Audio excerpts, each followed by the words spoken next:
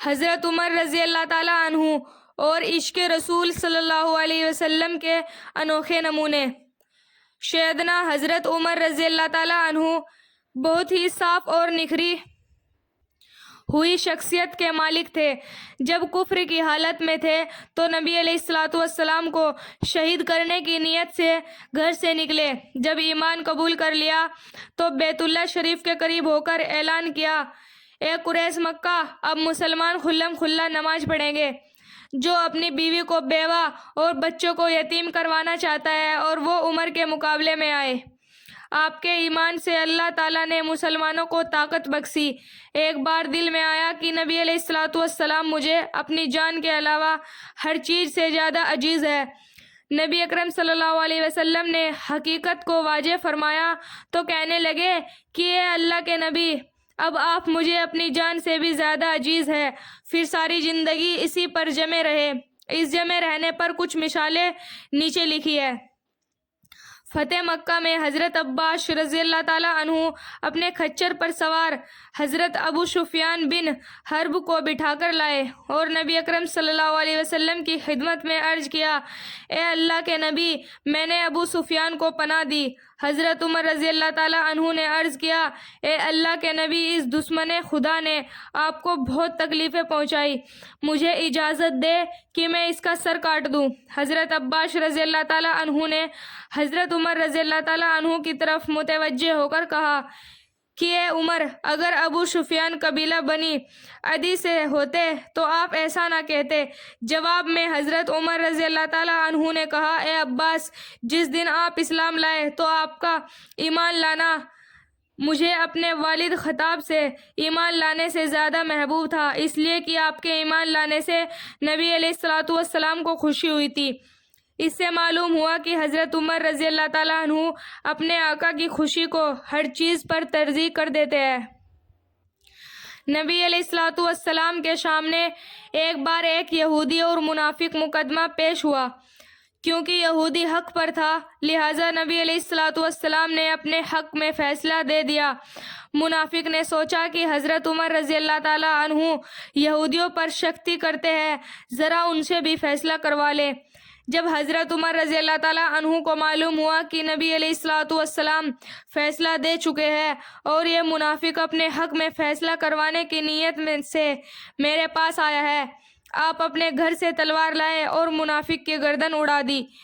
پھر کہا، جو نبی علیہ الصلوۃ والسلام کے فیصلے کو نہیں مانتا، عمر اس کا اسی طرح فیصلہ کرتا ہے۔ حضرت عمر رضی اللہ تعالیٰ عنہ جب وصال نبوی کا یقین ہو گیا تو انہوں نے یہ کلمہ کہے، یا رسول اللہ، آپ پر میرے ماں باپ قربان ہوں۔ آپ کھجور کے ایک تنے کے ساتھ ہمیں خطبہ دیا کرتے تھے۔ جب لوگوں کی کثرت ہوئی تو آپ نے ایک ممبر بنوایا تاکہ سب کو آواز جا پہنچا سکے۔ آپ ممبر پر بیٹھے تو پیڑ آپ کی جدائی پر رونے لگا۔ آپ نے اپنا ہاتھ اس پر رکھا تو وہ چپ ہوا۔ جب ایک تنے کا آپ کی جدائی میں یہ حال ہوا تو آپ کی امت کو آپ کے فیق پر زیادہ نعت و فریاد کرنے کا حق پہنچتا ہے۔ حضرت عمر رضی اللہ تعالیٰ عنہ نے اپنے دار خلافت میں حضرت اسامہ بن زید رضی اللہ تعالیٰ عنہ کا وظیفہ 3500 اور اپنے بیٹے عبداللہ بن عمر رضی اللہ تعالیٰ عنہ کا وظیفہ 3000 مقرر کیا۔ ابن عمر نے پوچھا کہ آپ نے اسامہ کو ترجیح کیوں دی؟ وہ کسی جنگ میں مجھ سے آگے نہیں رہے۔ حضرت عمر رضی اللہ تعالیٰ عنہ نے جواب دیا کہ اسامہ نبی علیہ الصلوۃ والسلام کو تمہارے سے زیادہ محبوب تھا اور اسامہ کا باپ تمہارے باپ سے زیادہ نبی علیہ الصلوۃ والسلام کو پیارا تھا، بس میں نے نبی علیہ الصلوۃ والسلام کے محبوب کو اپنے محبوب پر ترجیح دی۔ ایک بار حضرت عمر رضی اللہ تعالیٰ عنہ نے شفا بنت عبداللہ ادویہ کو بلا بھیجا۔ وہ یہی آئی تو دیکھا کہ عتیقہ بنت وحید پہلے سے موجود تھی۔ کچھ دیر بعد حضرت عمر رضی اللہ تعالیٰ عنہ دونوں کو ایک ایک چادر دی، لیکن شفا کی چادر کم قیمت کی تھی۔ انہوں نے کہا کہ میں آپ کی چچا زاد بہن ہوں اور اسلام میں پرانی ہوں، آپ نے مجھے خاص اسی مقصد کے لیے بلایا ہے۔ عتیقہ یوں ہی آ گئی تھی۔ آپ نے فرمایا، واقعی اس چادر کو میں نے تمہیں دینے کے لیے رکھی تھی، لیکن جب عاتقہ آ گئی تو مجھے نبی علیہ الصلوۃ والسلام کی رشتہ داری کا لحاظ کرنا پڑا۔ اپنے دور خلافت میں حضرت عمر رضی اللہ تعالیٰ عنہ ایک بار رات کو گشت کر رہے تھے۔ آپ نے ایک گھر سے کسی کے اشعار پڑھنے کی آواز سنی۔ جب قریب ہوئے تو پتہ چلا کہ ایک بوڑھی عورت نبی علیہ الصلوۃ والسلام کی محبت اور جدائی میں اشعار پڑھ رہی ہے۔ حضرت عمر رضی اللہ تعالیٰ عنہ کی آنکھوں سے آنسو آ گئے اور دروازہ کھٹکھٹایا۔ بوڑھی عورت نے حضرت عمر رضی اللہ تعالیٰ عنہ کو دیکھا تو حیران ہوئی اور کہنے لگی، امیر المومنین، آپ رات کے وقت میرے دروازے پر؟ آپ نے فرمایا، ہاں، مگر ایک فریاد لے کر آیا ہوں کہ وہ اشعار مجھے دوبارہ سنا دو جو آپ پڑھ رہی تھی۔ بوڑھی عورت نے اشعار پڑھے۔ حضرت محمد صلی اللہ علیہ وسلم پر نیک اور اچھے لوگ درود پڑھ رہے ہیں۔ وہ تو راتوں کو جاگنے والے اور صبح کے وقت روزہ رکھنے والے تھے۔ موت تو آنی ہی ہے، کاش مجھے یقین ہو جائے کہ مرنے کے بعد مجھے محبوب کا وصال نصیب ہوگا۔ حضرت عمر رضی اللہ تعالیٰ عنہ وہیں زمین پر کافی دیر تک روتے رہے۔ دل اتنا غمزدہ ہوا کہ کئی دن بیمار رہے۔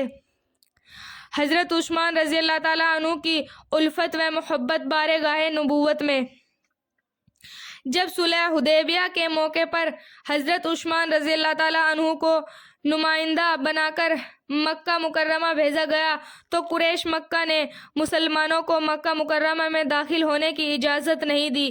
جب صحابہ کرام رضی اللہ تعالیٰ عنہ کو پتہ چلا تو وہ بہت دکھی ہوئے۔ بعض نے کہا کہ یہ خوش قسمت ہے کہ بیت اللہ کا طواف کر کے آئیں گے۔ نبی علیہ الصلوۃ والسلام نے فرمایا کہ عثمان میرے بغیر طواف نہیں کریں گے۔ حضرت عثمان رضی اللہ تعالیٰ عنہ واپس آئے تو صحابہ کرام نے پوچھا کہ کیا بیت اللہ کا طواف بھی کیا؟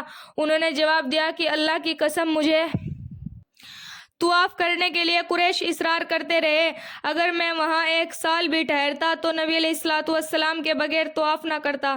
ایک بار حضرت عثمان رضی اللہ تعالیٰ عنہ جب نبی علیہ الصلوۃ والسلام حضرت ابو بکر و حضرت عمر رضی اللہ تعالیٰ عنہ کے ساتھ اپنے گھر کی طرف چلے تو حضرت عثمان رضی اللہ تعالیٰ عنہ سارے راستے نبی علیہ الصلوۃ والسلام کے قدم مبارک کی طرف دیکھتے رہے۔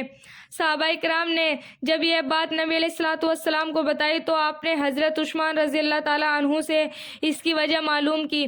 آپ نے عرض کیا کہ اے اللہ کے محبوب، آج میرے گھر میں اتنی مقدس ہستی آئی ہے کہ میری خوشی کی حد نہیں۔ میں نے نیت کی تھی کہ آپ جتنے قدم اپنے گھر سے چل کر یہاں آئیں گے میں اتنے غلام اللہ کے راستے میں آزاد کروں گا۔ بھائیو بہنوں، ہمارے چینل کو سبسکرائب کریں، ویڈیو کو لائک کریں، شیئر کریں۔